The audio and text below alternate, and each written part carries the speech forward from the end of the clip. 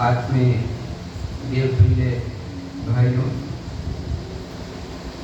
यहाँ पर विराजमान हमारे राजनांदगांव जिले के सभी हमारे वरिष्ठ मानस परिवार के हमारे संतगण, आप सबसे पहले मैं आप सबके चरण कमल में मैं सादर प्रणाम करता हूँ। आज इस मानस गंगा में, इस मानस सत्संग में कुछ हम आए थे सुनने के लिए कि वास्तविक में हमारे आदरणीय यादव भैया जी ने जो ये सत्संग रखे हैं, मानस संगोष्ठी, ये वैसे सत्संग और भजन में सिर्फ आनंद लेने के लिए नहीं रखे हैं। ये कहना चाहिए, ये जो आयोजन है, मैं अपने दृष्टिकोण इस विषय पर रखना चाहता हूँ कि ये अपना इस क्षेत्र में, अध्यात्म के क्षेत्र में हम कर क्या रहे हैं और हमें करना क्या चाहिए। वैसे रामायण लोकप्रिय है और लोक मंगल के क्षेत्र में भी बहुत विशेषता है, जीवन के वास्तविकता से हमें अवगत कराती है। लेकिन आज जिस प्रकार से इस आधुनिकता की होड़ में मानव भटक रहा है, उससे हमें ये मुक्ति दिलाने का साधन है। लोग सामग्रियां समझ करके इसका दुरुपयोग भी कर रहे हैं। हमारे आदरणीय श्री इंदिराराम बाबू जी ने बहुत अच्छी बात कही। ये मनुष्य के जीवन में मनुष्य का जन्म 84 लाख योनियों में होकर के गुजरता है, मिलता है 84। न जाने उस बीच कितने जीव जंतु के रूप में हम जन्म लेते हैं धरती पर। तब किसी पुण्य कार्य की वजह से हमें मानव कर्तव्य मिलता है, ये जन्म, जिसे गोसाई तुलसीदास जी ने कहा है, सुर दुर्लभ मानव तन, है ना। बहुत ही देवता भी इस मानव तन के लिए तरसते हैं। लेकिन आदमी आज के इस आधुनिकता की होड़ में इतना बढ़ता हुआ चला जा रहा है, भौतिक संसाधनों में घिरा हुआ, अपने आप को पद और प्रतिष्ठा के बीच इतना उलझा हुआ है कि आदमी मनुष्य अपना जीवन को भुलाए बैठा है। लेकिन हमें ये रामायण, ये ग्रंथ, ये महाकाव्य हमें जीवन की सीख हमें देती है, क्योंकि परम पूज्य गुरुदेव ने कहा है कि ये व्यक्ति निर्माण, परिवार निर्माण और समाज निर्माण के आदर्शों पर चलने की प्रेरणा और शिक्षा देती है।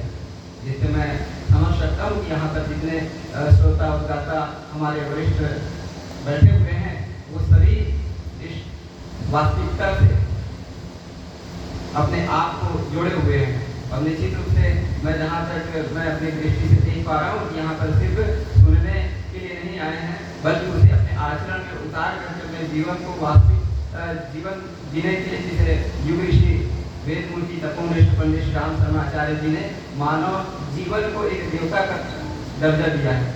मानव जीवन एक दर्जा देवता है ना। जीवन एक देवता है जिसकी साधना और आराधना होनी चाहिए। परंतु ज़्यादा मैं कुछ कह तो नहीं पाऊंगा, क्योंकि मेरी आप सबके बीच में पहली बार है बोलने का अवसर। यूँ तो मैं गायत्री परिवार से जुड़ा हुआ होने के नाते मैं बहुत सारे कार्यक्रमों में संस्कार कराने के लिए अपने राजनांदगांव क्षेत्र के अपने जिला विकास खंड से मैं बिलोंग करता हूँ और अनेकों जगह मैं बोलता हूँ। लेकिन इस तरीके से मानस मंच में बोलना बहुत बड़ी बात हो जाती है मेरे लिए खास करके। तो मैं आप सबके बीच में ये सब सुन करके बहुत प्रसन्न हूँ। और निश्चित रूप से ये संगोष्ठी जो है भैया जी कराते आ रहे हैं, बहुत ही मैं साधुवाद देता हूँ भैया जी को, यादव भैया जी को, और हमारे मामा जी, जहाँ पर हमारे सिंधराम जी हैं और हमारे साहू मामा जी, शंकर मामा जी। इन्हीं प्रेरणा के मिलने की वजह से मैं यहाँ पर आप सबके दर्शन का सौभाग्य प्राप्त कर सकूँ। मैं भगवान श्री रामचंद्र जी मर्यादा पुरुषोत्तम जी के चरणों में मैं दंडवत प्रणाम करते हुए आप सबको बहुत बहुत साधुवाद देता हूँ और अपनी बात यहीं समाप्त करता हूँ। जय श्री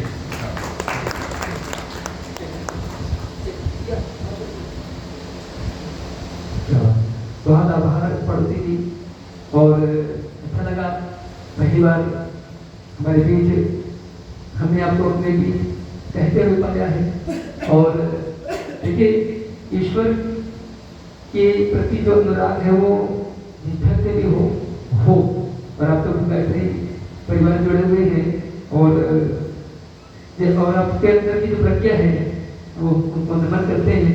और क्योंकि मुझे भी गायत्री परिवार से बहुत शुरू से लगाव रहा है और साधना के पद पर हम सब आगे बढ़ते रहे हैं, तो गायत्री शक्ति पीठ भी मेरा एक आधार स्तंभ रहा है। और हरिद्वार के भी बलि गुरुदेव के आश्रम में भी जाने का अवसर मुझे मिला और उनके उनका स्थान से नहीं मिला था, उनका आशीर्वाद मिला बहुत पहले मिला था, जब वो थे सशरीर थे वो उनका आशीर्वाद राजनगरों में मिला था मुझे। जब गायत्री मंदिर का निर्माण जब हो रहा था तो उनकी भूमि पूजन में आते थे गुरुदेव, तो उनका आशीर्वाद सबको मिला हुआ था। बहरहाल आप हमारे बीच में हैं और हम चाहते हैं कि आप भी, क्योंकि सुरेश जी तो बहुत लंबे समय से गायत्री परिवार से जुड़ करके समाज में अलग जगा रहे हैं और अब तो वे इतने परिपक्व हो गए हैं कि क्या कहते हैं। बचपन से को मैं देखते सुनते आ रहा हूँ, जब वो यहाँ की बालिका मंडली को संचालित किया करते थे तब से उनकी यात्रा अनवरत जारी है। और आज पूरे छत्तीसगढ़ में उनकी एक विशिष्ट पहचान है। भाई सुरेश जी की, भाई महेंद्र जी की, उनकी पूरी टीम थी बालिका मंडली। आज भी अभी हम जब आ रहे थे ना तो हिना जी के साथ चर्चा कर रहे थे बालिका मंडली की, तो वहाँ से चर्चा करते आ रहे थे तो बालिका मंडली छपरी कला की वो पूरे छत्तीसगढ़ में उन्होंने एक विशिष्ट स्थान बनाया था, तब वो आज भी है। और छपरी कला न केवल आध्यात्म के क्षेत्र में बल्कि खेल की दुनिया में भी यहाँ की स्थान है। कबड्डी के नामचीन खिलाड़ी यहाँ पे हुए हैं छपरी कला में। तो ऐसा ये पावन धरती है। आइए हम इस पावन धरती में बैठकर संगोष्ठी के माध्यम से विचारों का आदान प्रदान कर रहे हैं। हम आपको बहुत धन्यवाद देते हैं।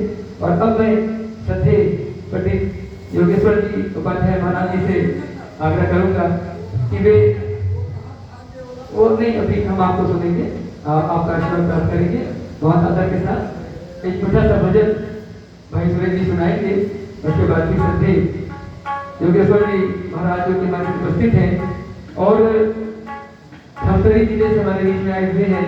हालांकि इनका ममियारा है भानपुरी, मामा श्री रहते हैं और महाराज जी का आशीर्वाद हम सबको मिला करता है, मार्गदर्शन मिला करता है। मानस के अध्येता है, वैदिक ग्रंथों के अध्येता है और मानस की जब व्याख्या करते हैं तो सारी बातों को समेट करके बहुत सूत्रात्मक ढंग में बात किया करते हैं। तो उनका आशीर्वाद इस संगोष्ठी को मिलने जा रहा है।